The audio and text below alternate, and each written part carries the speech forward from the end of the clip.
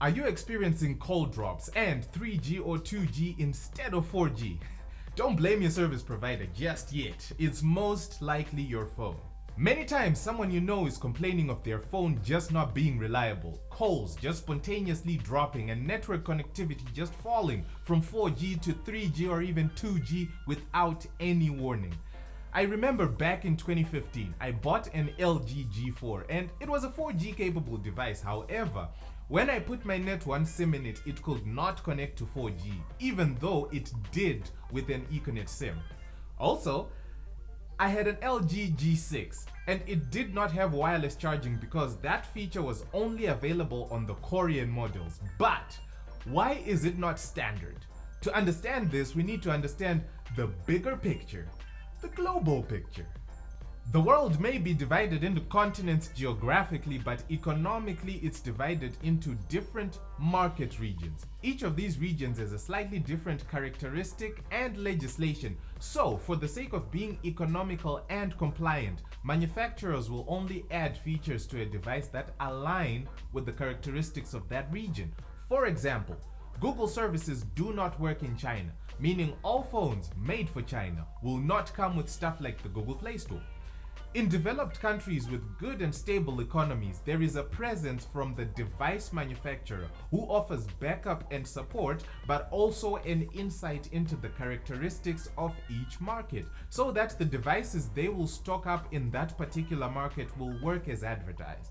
But Zimbabwe is not such a market now, is it?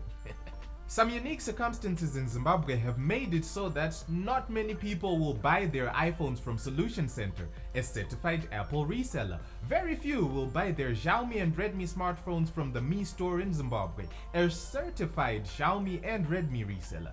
This is because a majority of Zimbabweans buy second-hand devices, and a majority of these second-hand devices are imported from anywhere in the world.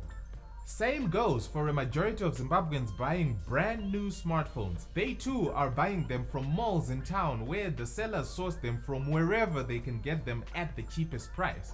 Because the Zimbabwean market is a seriously price-sensitive market, the only question we ask is this the cheapest price I can get for this phone? But cheap is expensive, and let me show you something. This is a Xiaomi Redmi Note 11 Pro. This is also a Xiaomi Redmi Note 11 Pro, but made for China. They share the exact same name, but have a slightly different design on the camera. Small stuff, right? Up until you look at what's inside. Here is what the Redmi Note 11 Pro has that the China version doesn't. It's got 18 supported 4G bands instead of 12 on the Chinese version. It's also got a memory card support, which the Chinese version doesn't have. Now let's look at what the Chinese version has that the global version does not.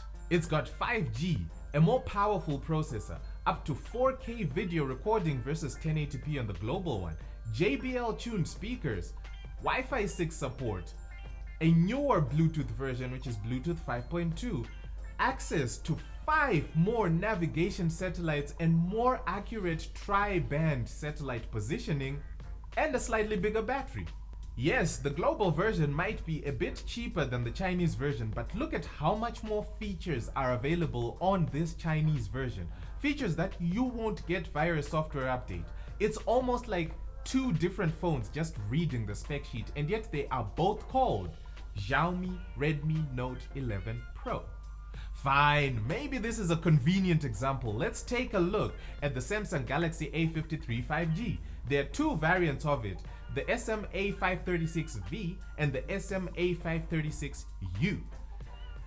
Now on the U, the stuff that it has that the V doesn't have is it supports 5 more 4G bands. And in those 5 4G bands, it also supports Liquid Home and Tel1 SIM cards for those that are in Zimbabwe. What the V has that the U doesn't have is it supports 2 more 5G bands.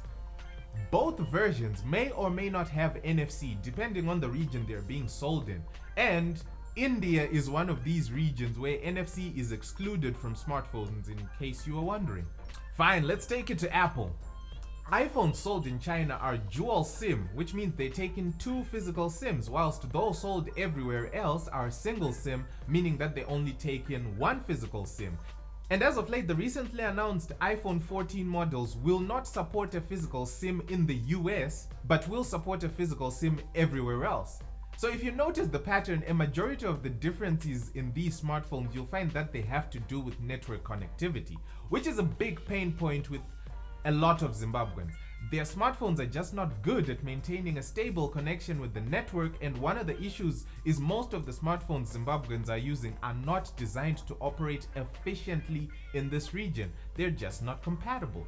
It's so sad that in Zimbabwe, smartphone manufacturers no longer have a direct presence, apart from Tecno, Itel, and Infinix. So, for global brands, we have to rely on certified resellers, which are Solution Center if you're going for Apple devices, Mi Store Zimbabwe if you're looking for Xiaomi and Redmi products, Tecno Shops if you're looking for Tecno, Itel, or Infinix devices, Saltis Consulting if you're looking for Samsung smartphones, and Spellbound Electronics if you're looking for Huawei and Nokia devices.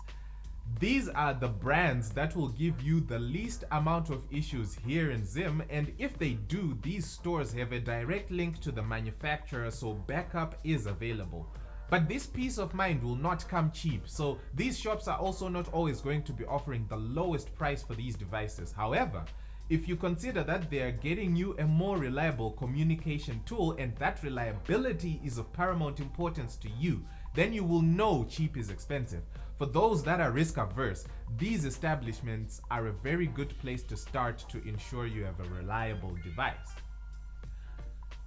But to be fair, the quality of Zimbabwean mobile networks has deteriorated.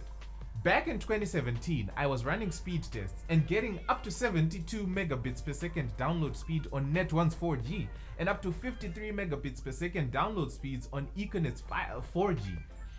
These days, the average is 20 to 30 megabits per second at best, and on the day I was researching for this piece, I was on a GSM call and the connection was bad, and we ended up switching to a WhatsApp call which had much better call quality.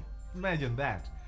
For quite some time now, Zimbabwean smartphone space has been dominated by imports from places like China, Dubai, and South Africa. But we're still performing reasonably well with good compatibility with Zimbabwean networks. So it might be unfair to put all the blame on our imported smartphones. What it looks like is it's a bit of a perfect storm. A combination of a deteriorated network infrastructure and a majority of smartphones just not designed for this region making their way into our borders. But one problem is easier to control than the other, and that is just getting a device made for this region. I want to know what you think. Let me know in the comments. Catch you again next time.